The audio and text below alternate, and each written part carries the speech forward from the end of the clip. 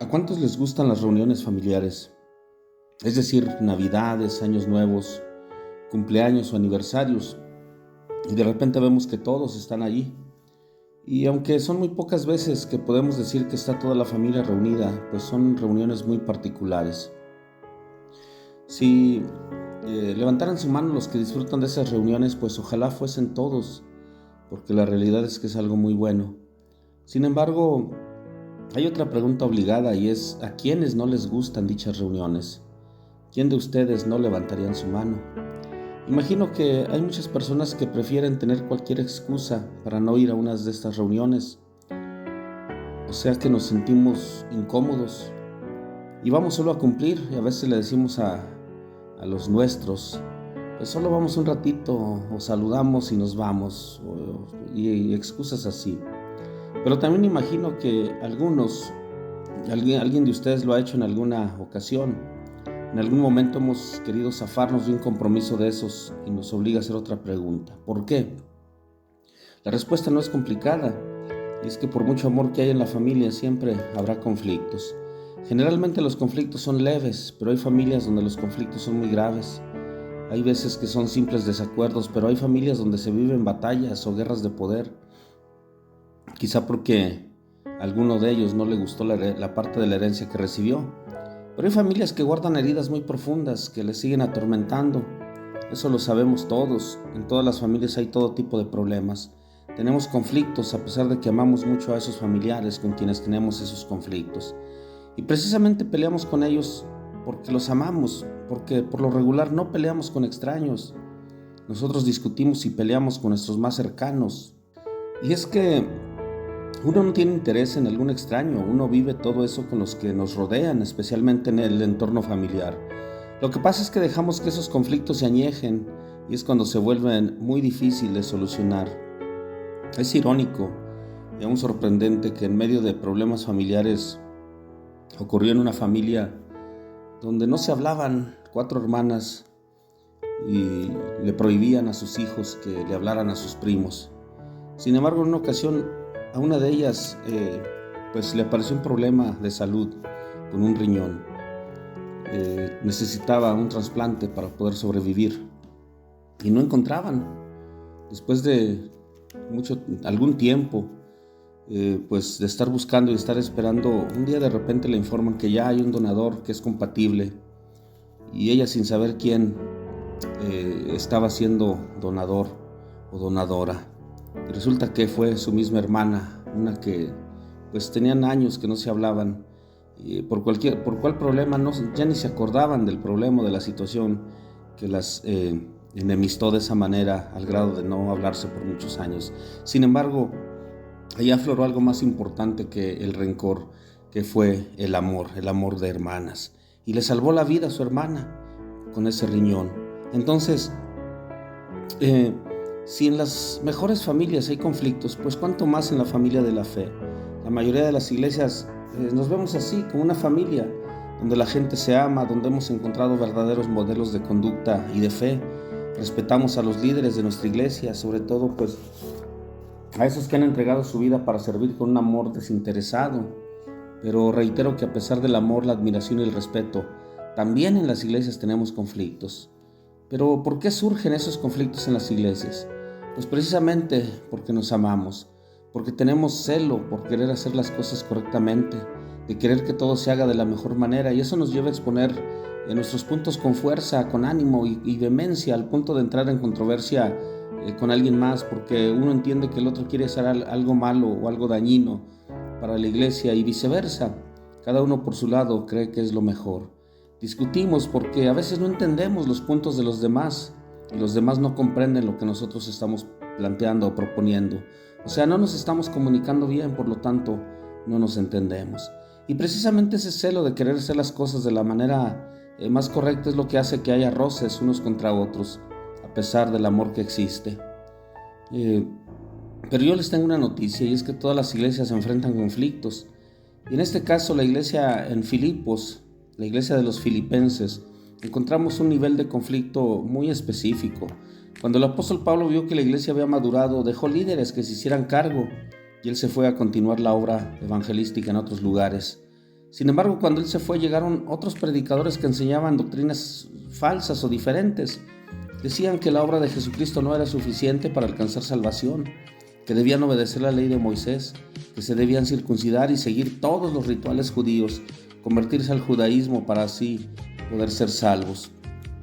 En el capítulo 3 de Filipenses, el apóstol Pablo refuta y rechaza las críticas que le hacen los judaizantes, y por los detalles que menciona, entonces pues ahí podemos entender que la iglesia se dividió al menos en dos bandos: los que seguían fieles a Cristo, asiduos a su gracia, mientras el otro bando creía que no era suficiente, por lo que debían convertirse al judaísmo y obedecer la ley de Moisés.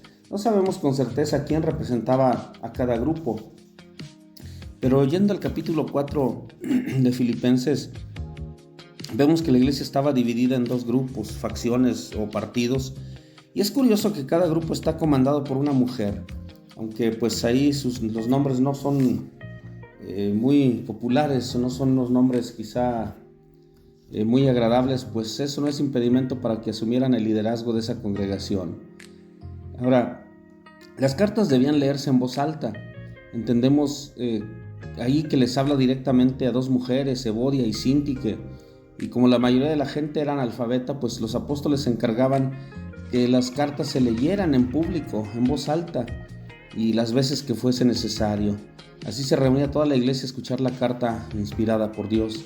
Imaginemos la sorpresa de estas dos hermanas, Evodia y Síntique, al estar escuchando la lectura de la carta, y de pronto que se les hable por sus nombres: hermana Síntique, hermana Evodia, pónganse de acuerdo, únanse, reconcíliense. Esto les fue dicho delante de la congregación, y no quedó ahí. Pablo le habló a otro hermano que ya lo ha mencionado en otros lugares, llamado Epafrodito o Epafras, que sabemos que era su compañero de misiones. Le hace un encargo, le dice: asimismo te ruego a ti, compañero fiel, que ayudes a estas que combatieron juntamente conmigo en el Evangelio, con Clemente también y los demás colaboradores míos, cuyos nombres están en el libro de la vida. Él encarga pues que les inste a reconciliarse. Le pide que le ayude a lograr que estas hermanas se reconcilien, para que la iglesia no siga dividida. ¿Cuál es la estrategia que el apóstol Pablo utiliza para resolver este conflicto? Para sanar la relación dividida entre los cristianos de Filipos, él utilizó algo muy sencillo, pero sumamente eficaz: amor, gozo y paz. La gran enseñanza en este texto es que las personas maduras en la fe tienen gozo y paz, y eso les ayuda a superar las diferencias con los demás. Vemos un texto muy hermoso en los versículos 4 al 7, porque dice: regocijaos en el Señor siempre. Otra vez digo, regocijaos. Vuestra gentileza sea conocida de todos los hombres, el Señor está cerca. Por nada estéis afanosos, sino sean conocidas vuestras peticiones delante de Dios en toda oración y ruego, con acción de gracias. Y la paz de Dios, que sobrepasa todo entendimiento, guardará vuestros corazones y vuestros pensamientos en Cristo Jesús. Qué hermoso texto, porque pues las reuniones de la iglesia, de una iglesia que pasa por conflictos, son muy parecidas a esas reuniones de esas familias que también pasan por conflictos. Son tensas, son pesadas, y por eso mucha gente no quiere ir, así como nosotros no queremos ir a esas reuniones familiares. Así pasa en la iglesia. La gente no quiere ir a una iglesia con problemas, una iglesia que está dividida. ¿Quién quiere estar en una reunión donde hay personas con caras largas, otros a la defensiva, o peor aún, burlándose del que está enseñando porque no hay acuerdo en lo que creen unos y otros? Y se mira al pastor con desprecio, y aun cuando se dice Dios te bendiga, se percibe la violencia. ¿Quién quiere ir ahí? Peor aún, cuando nosotros mismos hacemos una mala publicidad al hablar mal de los hermanos, de los otros cristianos o del pastor. La gente no tiene por qué saber qué pasa en la congregación, porque, hermanos, donde impera el conflicto no hay gozo, donde impera el conflicto no existe gentileza, donde impera el conflicto no hay paz. Por eso el apóstol Pablo nos dice que a pesar de las diferencias, tanto nuestras reuniones como nuestras interacciones deben estar matizadas por la alegría, por el gozo. Las reuniones de la iglesia deben ser fiestas de fe y de alabanza a Dios, donde nos alegremos de ver a cada uno de los cristianos y los tratemos con amor, con dignidad, que busquemos la paz de la iglesia. Porque toda la iglesia es nuestra familia. Por eso Pablo termina esta sección con un párrafo muy hermoso y muy poético, que dice, por lo demás, hermanos, todo lo que es verdadero, todo lo honesto, todo lo justo, todo lo puro, todo lo amable, todo lo que es de buen nombre, si hay virtud alguna, si hay algo digno de alabanza, en esto pensad. Lo que aprendisteis, recibisteis y oísteis y visteis en mí, esto haced, y el Dios de paz estará con vosotros.